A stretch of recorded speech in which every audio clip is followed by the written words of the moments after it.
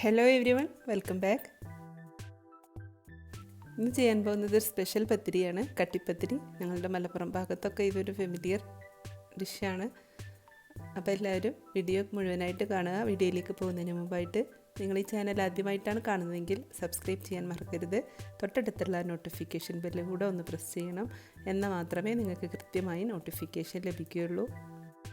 അപ്പോൾ നമുക്ക് പത്തിരി ഉണ്ടാക്കാൻ വേണ്ടിയിട്ട് ആദ്യം വെള്ളം തിളപ്പിക്കാൻ വെക്കാം. ഞാനിതിൽ ഏകദേശം ഒരു 6 കപ്പ് വെള്ളം വെച്ചിട്ടുണ്ട്.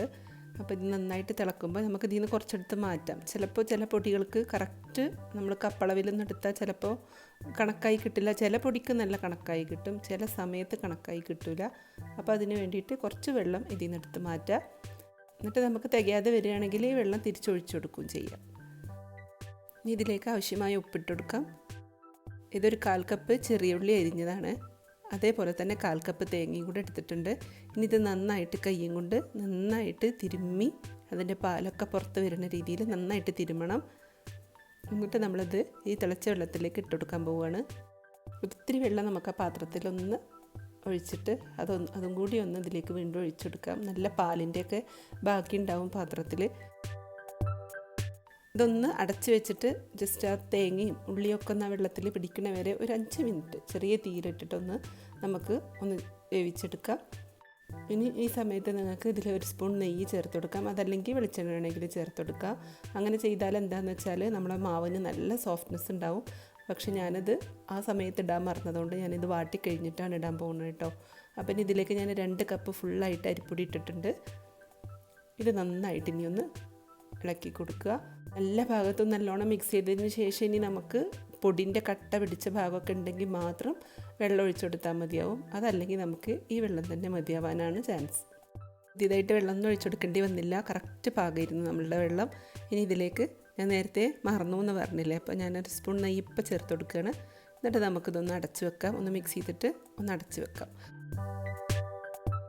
ആദ്യം തീ വളരെ ചെറിയ തീയിലിട്ടിട്ട് കുറച്ച് സമയം ഒന്ന് അടച്ച് വെക്കാം. എന്നിട്ട് തീ ഓഫാക്കിയിട്ട് അങ്ങനെ തന്നെ വെക്കാം.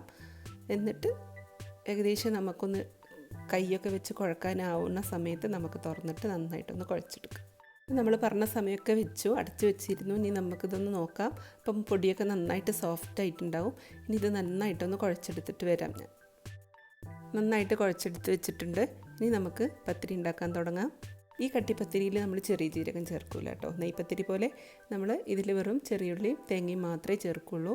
അതുപോലെ നല്ല സോഫ്റ്റായിട്ട് എത്രമാത്രം ഫൈനായിട്ട് നമ്മൾ കുഴച്ചെടുക്കണോ അതുപോലെ ഇരിക്കും നമ്മുടെ പത്തിരീൻ്റെ പെർഫെക്ഷനും. അപ്പോൾ നല്ല രീതിയിൽ കുഴച്ചെടുക്കാൻ നോക്കുക. ഇനി നമുക്കിതുപോലെ ഓരോ ബോൾസാക്കി, വലിയ ബോൾസാണ് സാധാരണ നമ്മൾ പത്തിരിക്ക് എടുക്കുന്നതിൻ്റെയും ട്രിപ്പിളായിട്ട് നമ്മൾ സൈസിലെടുക്കണം. നമ്മളതിങ്ങനെ പരത്തിയിട്ട് പിന്നെ അത് മുറിച്ചെടുക്കുകയാണ് ചെയ്യുന്നത്. അപ്പോൾ അതിന് വേണ്ടിയിട്ട് വലിയ ബോൾസാണ് ഉണ്ടാക്കിയെടുക്കേണ്ടത് കേട്ടോ.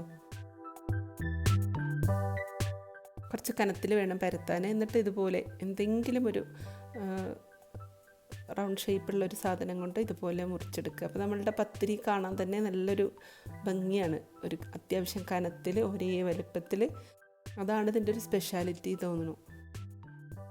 ഈ ഒരു കനാണ് ശരിക്കും നമ്മുടെ പത്തിരിക്ക് വേണ്ടത് കേട്ടോ. ഒരുപാട് കനായാൽ നമ്മൾ ഒരുപാട് സമയം തിരിച്ചും മറിച്ചിട്ടൊക്കെ വേവിച്ചെടുക്കേണ്ടി വരും. ഇതാണ് ഒരു കറക്റ്റ് പാകത്തിലുള്ള കന. അപ്പോൾ അതുപോലെ നമുക്ക് ഓരോ പത്തിരിയും ഇങ്ങനെ ചെയ്യാം. നമ്മൾ പത്തിരി പരത്തിയിട്ട് നമ്മൾ മുറിച്ചെടുത്തിട്ട് ബാക്കിയുള്ള റൗണ്ട് വരില്ലേ, ആ ഭാഗം വീണ്ടും കുഴച്ചിട്ട് മാവ് ചേർത്തിട്ട് വീണ്ടും ചെയ്യുക. അപ്പോൾ നല്ല ഈസിയാണ്. നമുക്ക് പെട്ടെന്ന് നമ്മളെ പത്തിരി തീരും. നൈസ് പത്തിരി ഉണ്ടാക്കാൻ നിന്നാൽ ഒരുപാട് സമയം നമുക്ക് നിൽക്കണ്ടേ. ഇതാണെങ്കിൽ വേഗം നമ്മുടെ പത്തിരി പരത്തൽ എളുപ്പമാവും. പിന്നെ ഇത്ര കാലമായിട്ടും പത്തിരി കൃത്യമായി വട്ടത്തിൽ പരത്താൻ പറ്റാത്ത ഒരുപാട് കള്ളത്തിമാരുണ്ടാവും. അവർക്കൊക്കെ എളുപ്പ വഴിയാണ് ഇങ്ങനെ ഒരു പത്തിരി ഉണ്ടാക്കുക എന്ന് വെച്ചാൽ. ഇനി നമ്മുടെ നൈസ് പത്തിരി ചുടുന്ന അത്ര തന്നെ എളുപ്പത്തിൽ പെട്ടെന്ന് ഇത് വെന്ത് കിട്ടൂല കേട്ടോ. കാരണം അത്യാവശ്യം തിക്നെസ് ഉള്ളതുകൊണ്ട് തന്നെ നൈസ് പത്തിരി നമ്മൾ ഒരു സൈഡ് പൊള്ളി വന്ന് ഒന്ന് മറിച്ചിട്ടെടുത്ത് മറ്റേ സൈഡും പൊള്ളി വന്നാൽ നമുക്കത് പാത്രത്തിലേക്ക് വാങ്ങിയിട്ടാലോ. ഇത് അത്ര തന്നെ എളുപ്പത്തിൽ പൊള്ളി വരില്ല. കുറച്ച് സമയം എന്ന് വെച്ചാൽ അതിൻ്റെ ഉള്ളിൽ നമുക്ക് വേവും വേണം, പുറം കരിയാനും പാടില്ല. അപ്പോൾ അതിനനുസരിച്ച് തീയൊക്കെ ഒന്ന് ക്രമീകരിച്ച് കൊടുത്തിട്ട് ചുട്ടെടുത്താൽ നല്ലൊരു ടേസ്റ്റുള്ള പത്തിരിയാണിത്. നമുക്ക് ഗസ്റ്റൊക്കെ വരുമ്പോൾ വെച്ചുകൊടുക്കാൻ പറ്റുന്ന നല്ലൊരു എന്താ പറയുക മൊഞ്ചുള്ള പത്തിരിയാണ് നമ്മുടെ കട്ടിപ്പത്തിരി. പിന്നെ വേറൊരു പ്രത്യേകത എന്ന് വെച്ചാൽ നമ്മുടെ നെയ്സ് പത്തിരിക്ക് നമുക്ക് ഏറ്റവും കോമ്പിനേഷൻ വറുത്തരച്ച കോഴിക്കറിയാണ്. പക്ഷേ ഇതിന് നമുക്ക് ഏത് ടൈപ്പ് ചിക്കൻ കറി ഉപയോഗിക്കാം.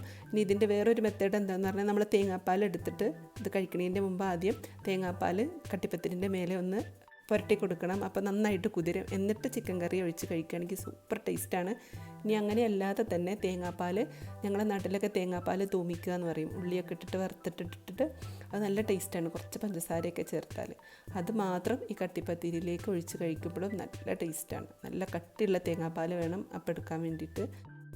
അപ്പോൾ നിങ്ങൾക്ക് ഞങ്ങളുടെ മലപ്പുറം കട്ടിപ്പത്തിരിയുടെ വീഡിയോ ഇഷ്ടമായിട്ടുണ്ടെങ്കിൽ, ഈ റെസിപ്പി ഇഷ്ടമായിട്ടുണ്ടെങ്കിൽ ലൈക്ക് ചെയ്യാൻ മറക്കരുത്. നിങ്ങൾ കമൻറ്റ് ചെയ്യണം, നിങ്ങളുടെ ഫ്രണ്ട്സിനൊക്കെ ഷെയർ ചെയ്ത് കൊടുക്കണം. Thank you for watching my channel. ഇൻഷാ അല്ലാഹ് മറ്റൊരു റെസിപ്പിയുമായി അടുത്ത വീഡിയോയിൽ കാണാം. അതുവരേക്കും ബൈ. Thank you.